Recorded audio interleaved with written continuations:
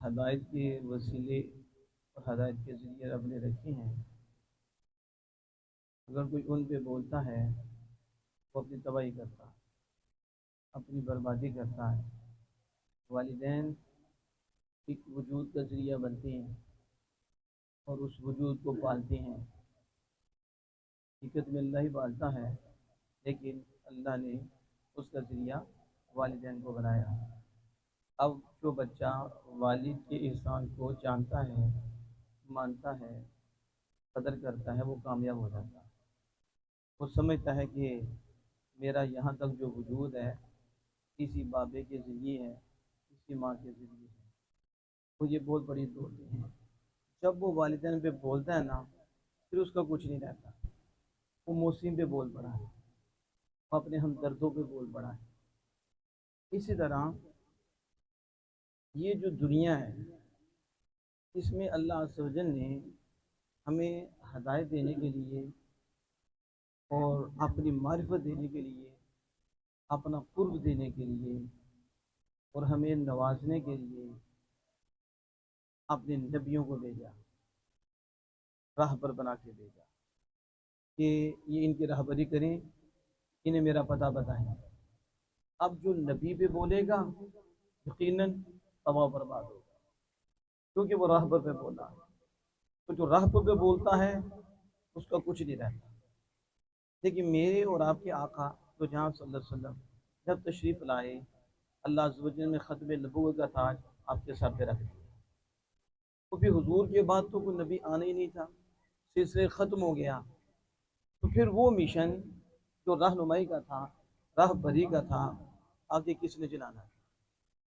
تو اس رہنمائی اور راہ بری کا جو مشن تھا، یعنی اللہ کی راہ بتانے کا اور اللہ تک جو راستہ جاتا ہے اس کے بتانے کا جو ذریعہ اور وسیلہ اور جو یہ منصب تھا، وہ کہاں جانا تھا، اس کے لیے اللہ جل وعلا نے علماء کو چنا اور علماء کو نبی مکرم فخر دو عالم صلی اللہ تعالی وسلم کا وارث بنایا اور انہیں نبیین کا وارث بنایا۔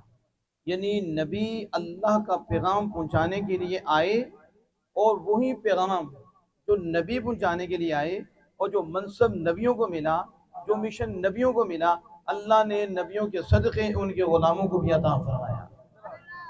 اب یہ جو آپ کے علماء ہیں، یہ انبیاء کے وارث ہیں، آپ کو وہ دولت دیتے ہیں جو دولت آمنہ کے لال نے آ کر اس دنیا میں بانٹی ہے۔ اس لیے ہمیشہ یہ بات اپنے ذہن میں رکھنی ہے، جو علماء پہ بولتا ہے وہ کبھی کامیاب نہیں ہوگا، برباد ہو کے مرے گا۔ اس کی آخرت بھی دیکھ لیں، وہ نہیں بچے گا۔ تو یہ میں بات نہیں کر رہا، یہ میں قرآن و حدیث کی روشنی میں بات کر رہا ہوں۔ اس کا اینڈ دیکھ لینا، اس کا منہ دیکھ لینا۔ جو علماء شریعت پہ بولنے والا ہے، وہ اللہ پہ بولنے والا ہے، وہ علم دین پہ بولنے والا ہے، علم الہی پہ بولنے والا ہے۔ علماء کو ذات سے وجہ سے علماء نہیں بنے، علماء کو اللہ نے علم دین دیا ہے، علماء کو اللہ نے علم کا نور دیا ہے، علماء کو آمنہ کے لال صلی اللہ علیہ وسلم اپنے سینے کا نور دیا ہے۔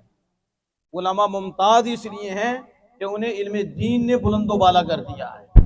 ہم علماء کی عزت علم دین کی وجہ سے کرتے ہیں، علم شریعت کی وجہ سے کرتے ہیں، اور وہ جو علم ہے وہ خدا کا علم ہے۔ حقیقت میں جو عزت کرتے ہیں خالق کائنات کی کرتے ہیں۔ اس لیے بہت محتاط رہا کریں، بڑی احتیاط کیا کریں۔ پھٹوں پہ بیٹھ کے علماء کرام کے خلاف بولتے ہیں، تو پھر علماء کرام کے خلاف بولیں گے تو آپ کو رب کی راہ کون بتائے گا؟ آپ کو آمنہ کے لال کی راہ کون بتائے گا؟ جنت کی کون بتائے گا؟ باپ کا ادب، ماں کا ادب آپ کو کون سکھائے گا؟ حلال و حرام کی تمیز آپ کو کون سکھائے گا؟ اچھے برے کی تمیز کون سکھائے گا؟ بڑے کا ادب، چھوٹے سے شفقت، احترام کون سکھائے گا آپ کو؟ سود، رشوت خوری، دل توڑنا، دل جلانا، آگ لگانا، اس کے متعلق جو سزائیں ہیں وہ کون بتائے گا؟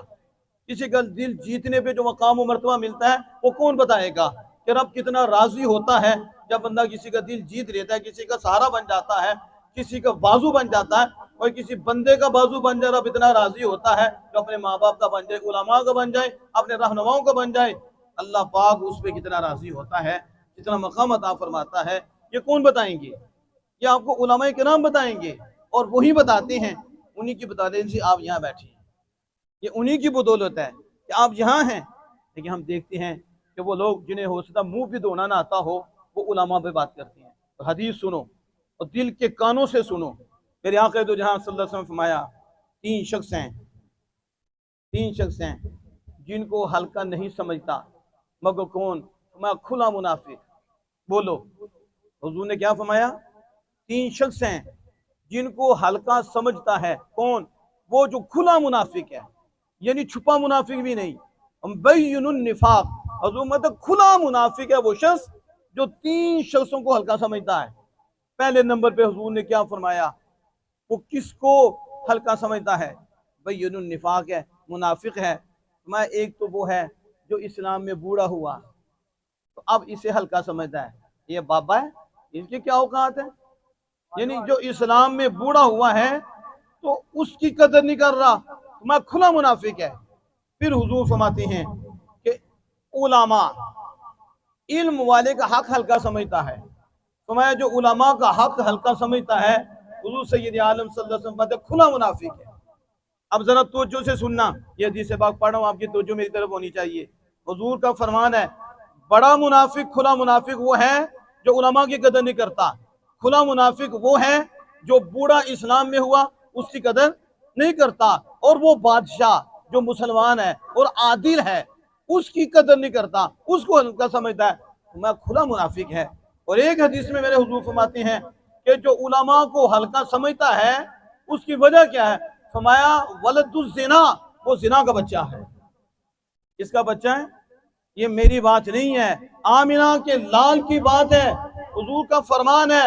حضور نے فرمایا جو علماء کی تحقیر کرتا ہے زنا کا بچہ ہے یا اس کے اندر زنا کی رگ ہے۔ جو زیادتی کرتا ہے، کیا کرتا ہے؟ لوگوں پہ زیادتی کرتا ہے، اندازہ لگاؤ۔ اتنا فرمایا کہ جو لوگوں پہ زیادتی کرتا ہے یا تو وہ ولد الزنا ہے یا اس کے اندر زنا کی رگ ہے۔ میں آپ سے پوچھتا ہوں، الناس کا لفظ حدیث پاک میں آیا ہے کہ عام لوگوں پہ زیادتی کرنے والے کے متعلق میرے آقا تو جہاں صلی اللہ علیہ وسلم فرماتے ہیں ولد الزنا، یا زنا کی رگ ہے اس کے اندر، تو عام لوگوں پہ زیادتی کرنے کے متعلق اتنا سخت فرمان مصطفیٰ ہے۔ والدین اونچے مقام والے ہیں، یہ بڑا رتبہ رکھتے ہیں، بھائیوں کے اندر بھی بڑے مقامات ہیں، لیکن میں پوچھتا ہوں جو علماء بھی زیادتی کرتے ہیں، جو اولیاء بھی زیادتی کرتے ہیں، جو ہمارے رہنما زیادتی کرتے ہیں، ان کے متعلق فرمان کیا ہوگا؟ ابھی آپ نے غور کیا؟ ہم تو زیادتی کو سمجھتے کچھ نہیں۔ ابھی بھی ہم بیٹھے ہوں تو کوئی نہ کوئی کسی کی چٹکی کاٹ دے گا، کوئی نہ کوئی کسی کو تکلیف دے گا، کسی کی جوتی اٹھا کے لے جائے گا، کبھی کیا کرے گا، کبھی کیا کرے گا۔ کیا وہ حدیث نہیں پڑھتے کہ عام لوگوں کے متعلق حضور فرما رہے ہیں کہ جو زیادتی کرتا ہے وہ یہ ہے، اس کے اندر یہ چیز ہے؟ اصل میں یہ علماء بتاتے ہیں، ہمیں سمجھ آتی ہے تو پھر ہم لائن پہ ہوتے ہیں، لیکن جو علماء کے دشمن ہیں علماء سے دور اس لیے کرتے ہیں، اگر انہیں پتہ چل گیا یہ تو ہم درد ہو جائیں گے، یہ تو پیار بانٹنے والے ہو جائیں گے، یہ تو ایک دوسرے پہ جانے دینے والے ہو جائیں گے، باپ ماں تو بڑی اونچی چیزیں ہیں، یہ تو چھوٹے بچوں کے لیے بہت نرم ہو جائیں گے، یہ روڑے راستے میں نہیں رکھیں گے، یہ روڑے ہٹائیں گے۔ انہیں سمجھ آ جائے گی کہ خالق کائنات زیادتی کرنے والوں سے راضی نہیں ہوتا، خالق کائنات دل جیتنے والوں سے راضی ہوتا ہے۔ اس لیے حضرات محترم، میں نے علماء کے حوالے سے اور عوام کے حوالے سے آپ کے سامنے یہ بات رکھی ہے، قطعاً کسی پہ زیادتی نہ کریں، اعتراضات پر بچیں۔ یہ ادھر بیٹھے اس پہ اعتراض کر دیا، اس پہ اعتراض کر دیا، نہ، چھوٹی سی زبان ہے، اسے روک کے رکھیں۔ آخری بات کر کے میں بات کو مکمل کرتا ہوں۔ اب قرآن مجید ہے اور برہان رشید ہے، اللہ جل وعلا کیا فرماتا ہے؟ ثم اورثنا الكتاب الذين اصطفينا من عبادنا ومنهم ظالم لنفسه ومنهم مقتصد ومنهم سابق بالخيرات باذن الله ذلك هو الفضل الكبير۔ فرمایا ہم نے وارث بنایا کتاب کا ان کو جن کو ہم نے اپنے بندوں سے چنا۔ اب اللہ فرماتا ہے ہم نے علم کا وارث بنایا ہے، ہم نے کتاب کا وارث بنایا، کنہیں؟ جنہیں ہم نے اپنے بندوں سے چنا۔ بندے تو بڑے ہیں اور بندے بھی ہیں، دندے بھی ہیں، گندے بھی ہیں، لیکن ان بندوں میں سے وہ بھی بندے ہیں جنہیں رب فرماتا ہے چنا بھی ہم نے ہے اور اپنے علم اور اپنی کتاب کے لیے وارث بھی بنا لیا ہے۔ اور دیکھو سنو آگے، فَمِنْهُمْ ظَالِمٌ لِنَفْسِهِ، جن کو ہم نے چنا، کتاب کا وارث بنایا، وہ اپنی جانوں پہ ظلم کرتے ہیں۔ پہلی کیٹیگری یہ بیان فرمائی، ان میں سے کچھ وہ ہیں جو اپنی جانوں پہ ظلم کرتے ہیں، یعنی عمل خود نہیں کرتے، لوگوں کو بلائی کی راہ دکھاتے ہیں، لوگوں کو خیر کی راہ دکھاتے ہیں، لوگوں کو صحیح بتاتے ہیں، لیکن خود عمل نہیں کرتے۔ پھر بھی اللہ پاک فرماتا ہے یہ ہمارے وارث ہیں، ہم نے انہیں کتاب کا وارث بھی بنایا ہے، ہم نے ان کو چنا بھی ہے۔ اور دوسرا فرمایا وہ درمیانے ہیں۔ تیسرا فرمایا نیکیوں میں آگے نکل گئے۔ میرے آقا تو جہاں صلی اللہ علیہ وسلم باتیں ہیں جو سابق بالخیرات ہیں وہ تو نیکیوں میں آگے نکل گئے، وہ تو جنتی ہیں، لیکن جو درمیانی ہیں ناجین وہ بھی نجات پانے والے ہیں۔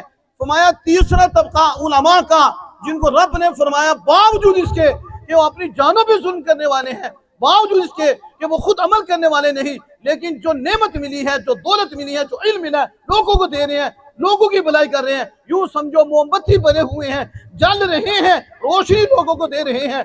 تو حضور فرماتے ہیں یہ علماء کہ جن کو رب نے گناہگار ہونے کے باوجود بھی رب نے اپنا بندہ فرمایا ہے، اپنا وارث بھی بنایا ہے اور چنا ہوا فرمایا ہے۔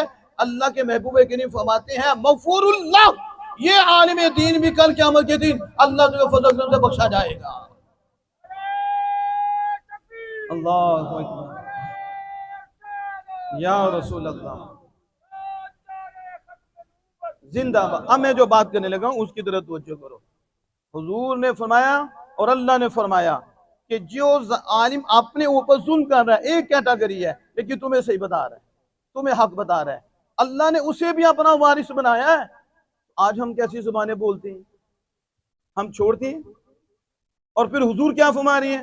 حضور فرماتے ہیں یہ فتیلے کی طرح ہے، یعنی موم بتی کی طرح ہے، جلتا ہے، لوگوں کو روشنی دیتا ہے۔ حضور تعریف کر رہی ہیں، رب تعریف کر رہا ہے۔ وجہ کیا ہے؟ وجہ علم دین ہے، اور علم دین میں دو نمبری نہیں کی، جو ملا حق ملا اس حق کو آگے پہنچایا، اپنے پہ نہیں اسے جاری کیا، لیکن مخلوق کو روشنی دی ہے، مخلوق کو فائدہ دیا ہے۔ اللہ عز و جل بتا رہا ہے کہ جو علم لے کے اگر عمل نہ بھی کرے، علم کی روشنی آگے دے، ہمیں یہ بھی پیارا ہے، ہمیں یہ بھی محبوب ہے، ہم اس پہ بھی کرم فرمائیں گے، لیکن جو علم کی روشنی لے کے آگے بانٹے، اپنے اوپر بھی جاری کرے، وہ تو ایسا پیارا ہے کہ اس کے پاس بیٹھنے والے بھی خدا کے پیارے بن جاتے ہیں۔ اس لیے حضرات محترم اتحاد سے کام لیں، اپنے بڑوں پہ نہ بولا کریں۔ ہم تو کہتے ہیں والدین پہ نہ بولیں، یہ بڑی اونچی ہستی ہیں، آپ نہیں سمجھ سکتے، یہ بڑے لوگ ہوتے ہیں، یہ سوچیں بھی بڑی ہوتی ہیں، آپ چھوٹے ہوتے ہو، آپ سمجھتے ہو باجی کا فیصلہ یہ ہے، ان کا فیصلہ یہ ہے، حسن ایسے نہیں، بڑے ادب بڑے احترام سے رہیں، پھر انشاءاللہ آپ دیکھیں گے کہ جو ادب کرنے والا ہے وہی پانے والا ہے، وہی بلندی پہ جانے والا ہے۔ علماء کو تو پانی پلانے والا بھی محروم نہیں ہوگا، قیامت کے دن تو رب اسے بھی جنت دے دے گا۔ اب پڑھو حدیث بات، جہنم کی صف میں کھڑا ہوگا جہنمیوں کی، صرف اتنی سوارش پہ کہ میں نے آپ کو وضو کرایا تھا، وہ اللہ کی بارگاہ میں عرض کریں گے عالم دین، اس وضو کرانے کی وجہ سے اللہ پاک عالم دین کی سفارش قبول کرتے ہوئے اس بندے کو جہنم سے جنت کی صف میں کھڑا کر دے گا۔ اب اندازہ لگائے جو پانی پلانے والا علماء کو وہ محروم نہیں رہتا، علماء کو وضو کرانے والا محروم نہیں رہتا، تو جو عالم دین بنانے والا ہے وہ کہاں جائے گا؟